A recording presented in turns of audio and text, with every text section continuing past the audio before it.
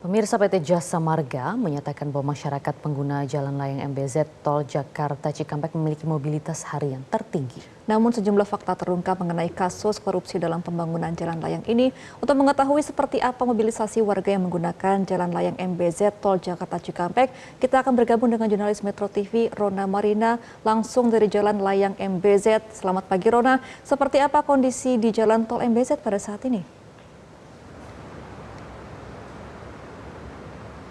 Baik Gemma dan juga Maria, kondisi terkini dari mobilisasi kendaraan yang melintasi jalan layang MBZ Tol Jakarta Cikampek pada pagi hari ini terpantau ramai lancar.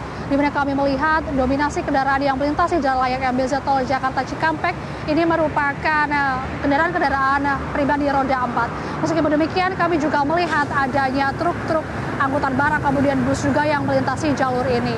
Kemudian para kendaraan yang melintasi jalur Tol Jakarta Cikampek ini juga kendaraan-kendaraan yang bisa melaju dengan kecepatan 70 hingga 80 km per jam. Di mana memang dari plat-plat yang kami lihat yang melintasi jalan layang MBZ maupun Tol Jakarta Cikampek, ini mereka yang menggunakan plat B. Ini artinya memang kebanyakan dari masyarakat Jakarta ini mobilisasinya banyak untuk melewati jalan layang MBZ maupun Tol Jakarta Cikampek. Jadi memang pantauan kami memang ramai lancar dari arah Jakarta menuju Cikampek maupun dari arah Cikampek menuju ke Jakarta. Dan hal ini juga sudah ditegaskan oleh pihak PT Jasa Marga pada 2023 lalu bahwa memang adanya Tol MBZ ini juga untuk mengurai kepadatan arus lalu lintas yang akan memasuki Tol Jakarta Cikampek. Jadi Tol Jakarta Cikampek ini juga akan bisa lebih efisien untuk digunakan masyarakat karena memang jalan layang MBZ Tol Jakarta Cikampek ini merupakan yang tertinggi mobilisasinya secara harian. Maka dari itu masyarakat pun pasti menyiapkan kondisi kendaraan yang prima untuk melintasi jalanan ini, dan tentu saja masyarakat juga mengharapkan agar jalan layang MBZ Tol Jakarta Cikampek yang setiap harinya mereka lewati ini dapat dalam keadaan yang baik. Maria dan Gemma. Rona, lantas apa saja fakta-fakta mengenai kasus korupsi dalam pembangunan jalan layang ini? Pada 21 Mei 2024 kemarin, Gemma, ini ditemukan adanya fakta-fakta menarik dalam sidang lanjutan kasus korupsi jalan layang MBZ Tol Jakarta Cikampek. Yang pertama, ini adanya kerugian negara sebanyak 1,5 triliun rupiah. Yang mana memang pihak dari Kejaksaan Agung ini telah mengendus adanya dugaan tindak pidana korupsi jalan layang MBZ Tol Jakarta Cikampek 2 elevated ruas Cikunir Karawang Barat pada tahun 2016-2017 dan dana yang dikucurkan ini senilai 13 triliun rupiah. Dari pihak Kejagung ini juga menyatakan bahwa sudah mengendus adanya persekongkolan antara pihak-pihak tertentu untuk memenangkan salah satu peserta lelang Steel Box Gilder, yang mana peserta lelang tersebut jika dimenangkan ini akan diduga memenangkan pihak-pihak tertentu pula. Dan dari pihak Kejagung ini juga sudah menduga adanya penurunan volume terhadap barang-barang atau bahan-bahan yang digunakan untuk membuat jalan layang MBZ ini.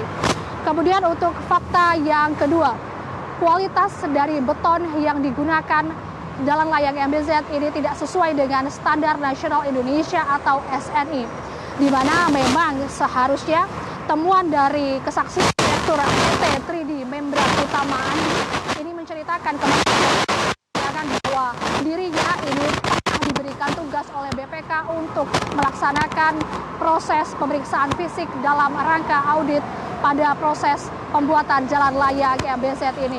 Dan memang ditemukan bahwa Andi ini telah menjalankan proses tersebut selama kurang lebih 6 bulan dari akhir tahun 2020. Dan tentu saja Andi saat itu mengajak ahli-ahli terkait untuk melihat bahan-bahan yang digunakan untuk menggunakan jalan layang tol MBZ ini seperti apa. Dan dari 75 sampel yang diuji ini terlihat bahwa ternyata mutu dari beton yang digunakan ini di bawah standar nasional Indonesia. Kemudian fakta menarik yang ketiga, ini adanya proyek fiktif dalam pembuatan tol layang MBZ. Di mana memang proyek fiktif ini pertama adalah hasil dari temuan BPK, ini adanya kekurangan dari gate tol.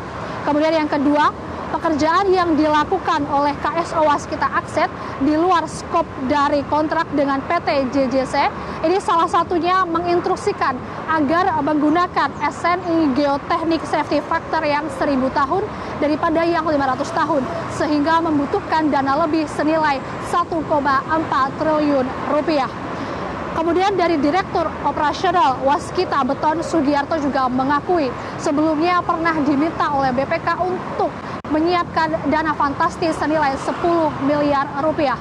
Dan dana tersebut diminta oleh BPK kepada Sugiharto yang saat itu menjabat sebagai SPV atau sebagai Supervise Presiden saat kondisi dari pembangunan jalan tol layang MBZ ini mengalami banyak masalah. Demikian Gemma dan juga Maria, kembali ke Anda di studio. Jelajahi cara baru mendapatkan informasi. Download Metro TV Extend sekarang.